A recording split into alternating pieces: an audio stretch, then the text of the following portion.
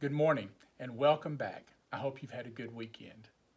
Over the last few weeks, I have been sharing with you some things about myself that perhaps you haven't had an opportunity to know or to see because the context that we share is always at the church building. So I've invited you into my home and I've shared with you my favorite room. I have also shared with you some of my favorite areas in the house. And then last week, I talked about the virus and how I think it's the best way to respond to it. So now, this weekend, I've been reading a lot about what experts are saying about some of the things that are going to be happening next.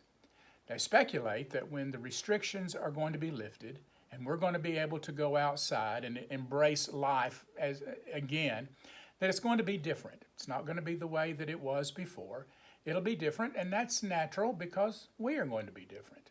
We've been impacted by this in a pretty big way, a significant way. And how all of that's going to pan out is yet to be seen. One of the things that I said in one of those vlogs in the first week was that in our home, we had photographs and pictures and souvenirs and things that told our story. They are reminders of who we are and where we have been, and also the people who have been on that journey with us. And I am recognizing more and more every day that those stories are continuing to change because of this virus and the restrictions that we have and the way that it's going to change our world.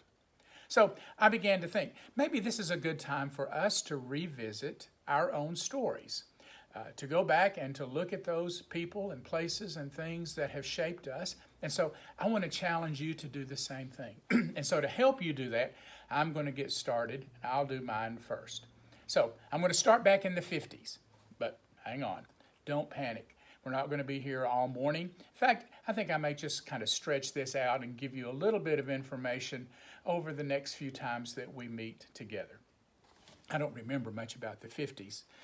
What I do know is that there were 5 of us living in a 2-bedroom house. Maybe that's why I don't remember anything. So I want to jump in with the 60s.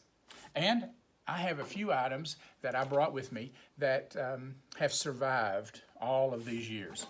One of them is a canteen. I think this canteen belonged to my dad during World War II. It's a canteen, and it also flips around. It makes a little place you can cook. I loved Army things. I had an Army tent and an Army hammock. I had mess kits, and I had shovels. I loved playing like I was in the Army. It's kind of funny now because I'm not so much on war anymore. I also had, let's see, let me put this on to show you. I found this. It looks like an old antique fire truck, but as you can probably tell from this side, it doesn't run because the tires are gone. But in its day, smoke used to come out from here. There was an engineer that sat here. This bell rang, and it chugged and chewed. And every time it ran into a wall, it would back up and turn into a different direction and go into that wall and another direction. It was loud, and my parents hated it. It has survived, but it doesn't work. For some reason, I'm going to set these up here. For some reason, I don't know why I got into this, but I started collecting horses. I had a horse on my bedspread, and I had horse pictures in my room. They can't see me, can you? Maybe it was sort of left over from all of those cowboy days. I don't know what it was. But I used to love these figurines, and I would collect them everywhere I would go, and I had the money to be able to buy some. I would do it. I think I had about 30 or 35 all on a bookcase. These are the only 4 that are surviving. They have been a special treasure to me. So much so that when the girls were growing up, they were boxed away. They could not have them. They couldn't play with them. They couldn't even see them. Then when Deacon was born, guess what? Out they came. And so now he's playing with them all the time. These toys are just a reminder to me of what my childhood was like back in the 60s. It was a time of a lot of fun and a lot of joy, and that's the way it is for children. In fact, my daily goal in life was to have fun, and the pursuit of that goal sometimes got me in trouble. And that's another story, and we'll save that for another time. My world back then, like all children, was a small world. Mine probably was about 1 mile in diameter.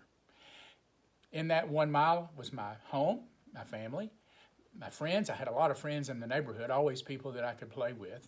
My schools were within walking distance, and really our church was within walking distance too. So everything fit within that 1 mile of my life. And within that 1 mile, I had a sense of security and stability that not only allowed me to pursue fun as a child, but it also allowed me to pursue some things that were important. It was in that decade that I made the decision when I was 7 years old that I was going to follow Jesus Christ with the rest of my life. Now, I have often wondered, how in the world does a 7-year-old make such a life-changing, most important decision that they will ever make when they are 7? And I've questioned that, and I know a number of you have as well. The conclusion that I've reached is that it is the beginning step.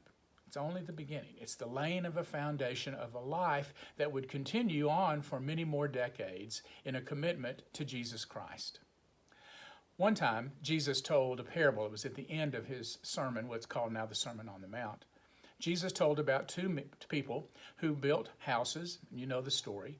Each one built on a different foundation. One was built on sand, and one was built on rock. And so when the storms came, one of them withstood it, and one of them washed away. So when I think about those 60s for me, and the foundation that my family helped to build and to start in my life, as well as my friends and my school and my church, and all of those things combined together, it laid a foundation for me that has enabled me really to withstand a lot of storms in life. And so my question for you is, what kind of foundation have you built for yourself? And if you're a young family, what kind of foundation are you building for your children and for your family? It has to be intentional, and it has to be done, or it could be built on anything. And one day the storm will come and their lives will be washed away. So I want to challenge you during these days to join me. Let's go back and think about the decades of our lives and some of those important things that happened to us, to be able to mark them and to be able to share them, to tell them to others, and in the process, to see how God has worked to grow and expand our lives and our journey. I think it'll be fun. I hope you'll join me in doing it. No telling what else you're going to find. I've got a lot of stuff in here. A lot. We'll come back to it. Anyway, I'll be back on Wednesday, and I look forward to seeing you then. Have a great day.